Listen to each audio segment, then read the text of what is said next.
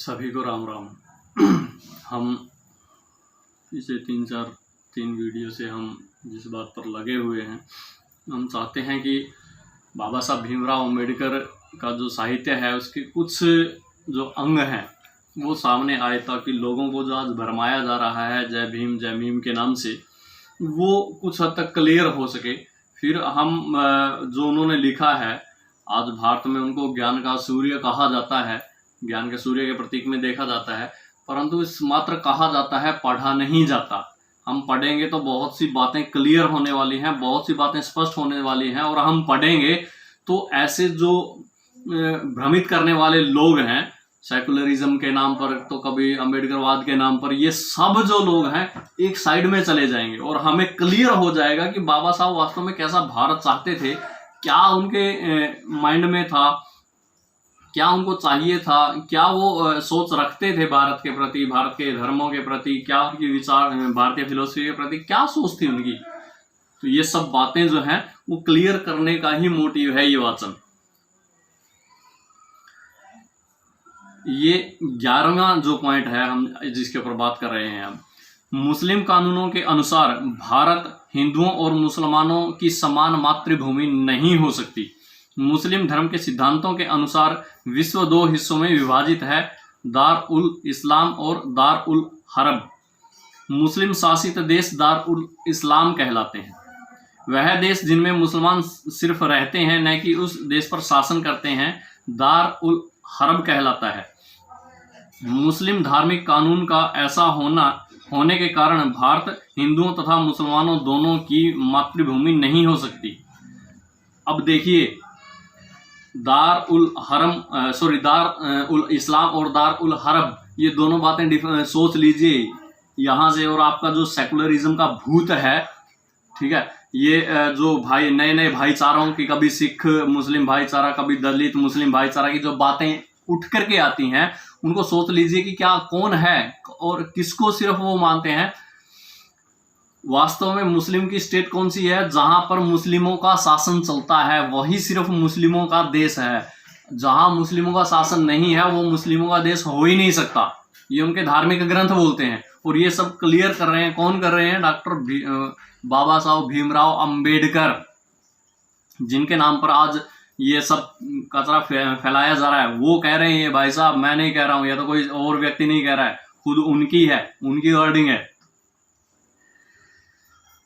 और दारुल हरब क्या है? मुस्लिम शासन जहां नहीं है, वो कोई भी है, चाहे वो बर्मा बुद्धिस्ट कंट्री है, चाइना कम्युनिस्ट कंट्री है, कोई भी है, ठीक है। हिंदुस्तान तो है ही, वो तो बेचारा गऊ की गरीब है, उसको तो मतलब गरीब की गऊ है, उसको कोई भी पकड़ करके अपने खूंटे के साथ में बांध सकता है, ठीक है। यहाँ इनकी बात, मैं किन की बात कर रहा हूँ ध्यान से सुन लीजिएगा।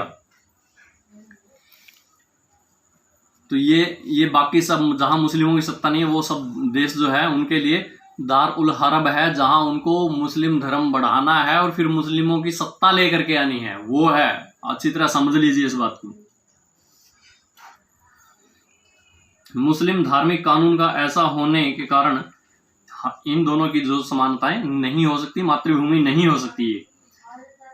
यह मुसलमानों की धरती हो सकती है, किंतु हिंदुओं और मुसलमानों की धरती जिसमें दोनों समानता से रहें, ऐसी नहीं हो सकती। ध्यान देते रहिएगा। फिर जब इस पर मुसलमानों का शासन होगा तो यह मुसलमानों की धरती हो सकती है। इस समय यह देश गैर मुस्लिम सत्ता के प्राधिकार के अंतर्गत है, इसलिए मुसलमानों की धरती नहीं हो सकती। क्यों? क्योंकि यहाँ पर मुस्लिमों की सत्ता नहीं है। मैं नहीं बोल रहा हूँ भाई। यह देश दार उल इस्लाम होने की बजाय दार उल हरब है। हमें यह नहीं मान लेना चाहिए कि यह दृष्टिकोण केवल शास्त्रीय है। यह सिद्धांत मुसलमानों को प्रभावित करने में बहुत कारगर कारण हो सकता है, होता है, और अब तक होता ही आया है। बाबा साहब भीमराव अंबेडकर के पहले भी होता था, उनके समय में भी होता था, और आज देश को आज़ाद होने के लगभग 70-78 साल के बाद भी हो रहा है और होगा ही। ये लिखा है पृष्ठ नंबर 296-97 पर। 12वां पॉइंट है, दार उल हरब भारत को दार उल इस्लाम बनाने के लिए जिहाद। रेखांकित कर लीजिए लाल स्याही से, लौल सलाम से नहीं, लाल स्याही से।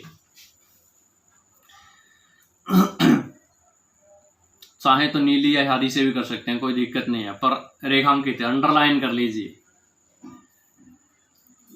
यह उल्लेखनीय है कि जो मुसलमान अपने आप को दार उल हरब में पाते हैं उनके बचाव के लिए हिजरत उपाय नहीं है। हिजरत मतलब देश को छोड़ करके चले जाना। मुस्लिम धार्मिक कानून की दूसरी आज्ञा है जिहाद यानी धर्म युद्ध, जिसके तहत हर मुसलमान शासक का यह कर्तव्य हो जाता है कि इस्लाम के शासन का तब तक विस्तार करता रहे जब तक सारी दुनिया मुसलमानों के नियंत्रण में नहीं आ जाती। संसार के दो खेमों में बंटने की वजह से सारे देश या तो दार उल इस्लाम का घर हो या दार उल हरब युद्ध का। दार उल हरब का अर्थ क्या होता है? युद्ध का घर। दार उल इस्लाम का अर्थ क्या होता है? इस्लाम का घर। दार उल हरब का अर्थ है युद्ध का घर। ध्यान रखिए शब्दों का। और ये युद्ध की श्रेणी, युद्ध के घर की श्रेणी में आती है भारत भूमि। दार उल हरब यानी युद्ध का घर की श्रेणी में आते हैं। तकनीकी तौर पर हर मुसलमान शासक का जो इसके लिए सक्षम है कर्तव्य है कि दार उल हरब को दार उल इस्लाम में बदल दे। और भारत में जिस तरह मुसलमानों के हिजरत का मार्ग अपनाने का उदाहरण है, वहां ऐसे भी उदाहरण हैं कि उन्होंने जिहाद की घोषणा करने में संकोच नहीं किया है। तथ्य यह है कि भारत चाहे एकमात्र मुस्लिम शासन के अधीन न हो, दार उल हरब है और इस्लामी सिद्धांतों के अनुसार मुसलमानों द्वारा जिहाद की घोषणा करना न्याय संगत है। वे जिहाद की घोषणा नहीं कर सकते बल्कि उसकी सफलता के लिए विदेशी मुस्लिम शक्ति की मदद भी ले सकते हैं। और यदि विदेशी मुस्लिम शक्ति जिहाद की घोषणा करना चाहती है तो उसकी सफलता के लिए सहायता भी दे सकते हैं। पृष्ठ नंबर 297 से 98। समझ में आया? आतंकवाद की जड़। पूरे देश में आतंकवाद, पूरे देश में सेकुलरिज्म, पूरे देश में लव जिहाद, ठीक है, पूरे देश में ये कराची वुड का बाबा अपने वो सब लोग तंत्र में जो है ना भाई, वो रचित शर्मा बाबा कहते वो सही है, ठीक है, वो कराची वुड कहते हैं इनको बॉलीवुड वालों को, और वो सही बोलते हैं, ये कराची वुड ही है। ये उर्दू फिल्म जो फिल्म इंडस्ट्री है, ये उर्दू फिल्म इंडस्ट्री है। मैं तो बोलता हूँ अरबी फिल्म इंडस्ट्री है ये, उर्दू तो कम से कम भारत में ही पैदा हुई, ठीक है ना। तो भाई साहब ये पॉइंट आप नोट तो कर रहे होंगे ना कि किसके द्वारा कहे गए हैं। मेन बात यहाँ पर ये है कि किसके द्वारा कहे गए हैं। ये बातें इधर उधर से तो हमने बहुत सुनी होंगी, सुन भी रहे होंगे। बहुत सारा ज्ञान आज व्हाट्सएप के और उसके माध्यम से चलता है। तो बहुत सी यूनिवर्सिटियां हैं ऐसी, व्हाट्सएप जैसी बहुत चलती होती हैं जिनमें, और हमारे भी बहुत से लोग आज इस जागृति का काम कर रहे हैं। बहुत अच्छा है, उनको नमस्कार भी करना चाहिए।